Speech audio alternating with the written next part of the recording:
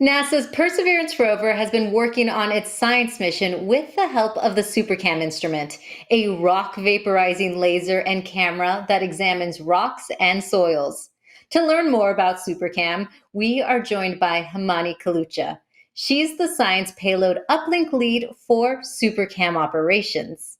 So SuperCam looks out of the big circular window in the white box on top of the mast, and it uses spectroscopy, which is just when light excites atoms in a rock and we get unique shifted wavelengths back to us. And so we use a combination of lasers and infrared vision, and that lets us do science even further out than the robotic arm. The lasers reach 7 meters or 23 feet away, and the infrared much, much further. And that's not even all. We have a tiny high resolution camera and a microphone to hear Mars. And that's how we heard the helicopter. And can you talk about some of the images SuperCam has taken and why they are important to scientists?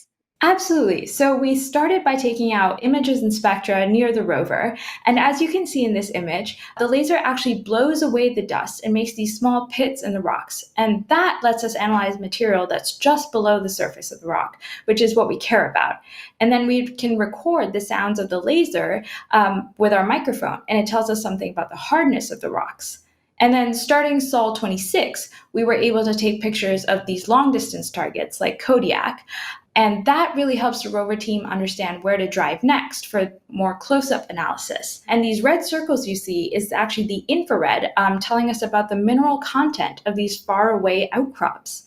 So that's how SuperCam figures out more about the geological history of Mars. And we're so excited to see what the laser can do next. Thank you so much for joining us today, Hemani. To get the latest updates, follow at NASA JPL and at NASA Persevere on social media.